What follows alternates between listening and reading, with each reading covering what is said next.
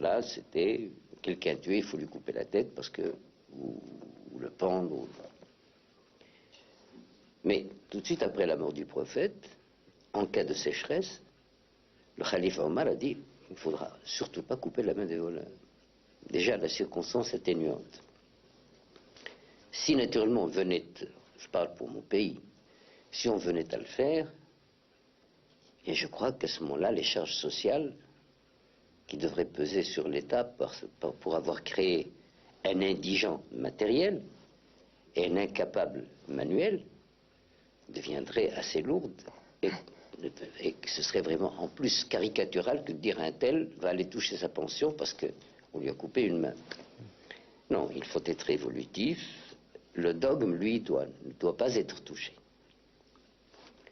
Mais il faut s'adapter à son temps. Et si on veut être tolérant, ça veut dire quoi être tolérant?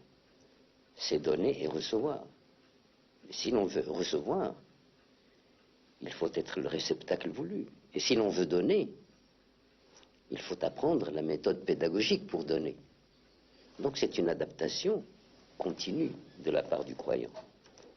Encore une fois, en ne touchant pas au dogme, l'unicité de Dieu, le fait que Mohammed est son dernier prophète, le pèlerinage, le mois de jeûne et la zakat qui est l'impôt organisé actuellement.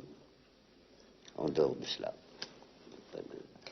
Sire, nous avons visité la magnifique mosquée Hassan II à Casablanca. Je voudrais vous poser une question peut-être un peu insolente. Cette mosquée est magnifique. Est-ce que c'est le symbole d'un règne glorieux? Est-ce que c'est un acte de foi? Est-ce que c'est un partage avec le reste de la communauté musulmane? D'abord, c'est un acte de foi. Ensuite, c'était un acte d'amour pour Casablanca que je trouvais comme étant une ville sans rayonnement spirituel.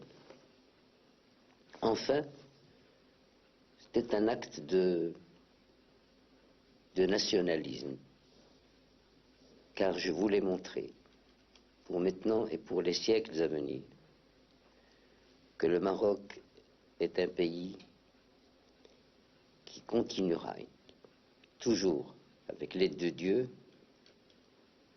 à représenter à la fois ce qui est traditionnel, ce qui est constant,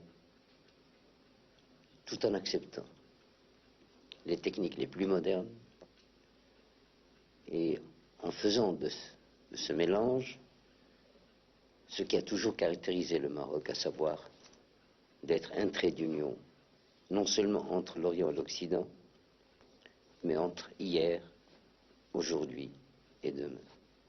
Voilà ce qui m'a poussé à faire. Merci, Sire. Juste avant de nous séparer, est-ce que vous pourriez dire un mot à tous ceux qui vous regardent, marocains, pratiquants de la religion musulmane, français, tous ceux qui sont restés devant leur poste de télévision et qui attachent beaucoup d'importance à cette série d'émissions et beaucoup d'importance, bien sûr, au préambule que vous venez de leur donner? D'abord, je dirais à tous ceux qui me regardent, quelle que soit leur confession, salam alaikum, ça veut dire que la paix soit sur vous. Ensuite, je leur demanderai d'imaginer que les musulmans sont 1,2 milliard dans le monde et que si l'on trouve parmi ces musulmans, disons 0,0,1, ça fait quand même quelques millions, ben, il ne faut pas juger le 1,2 milliard de musulmans sur le 0,0,01 s'il apparaît que leur conduite n'est pas en conformité avec certaines pratiques. Je veux leur dire un message d'indulgence. car la tolérance n'est que la fille de l'indulgence. Alors, nous souhaitons de la tolérance, de l'indulgence, et nous prions Dieu, nous les musulmans, de nous guider afin de ne pas heurter les règles de vie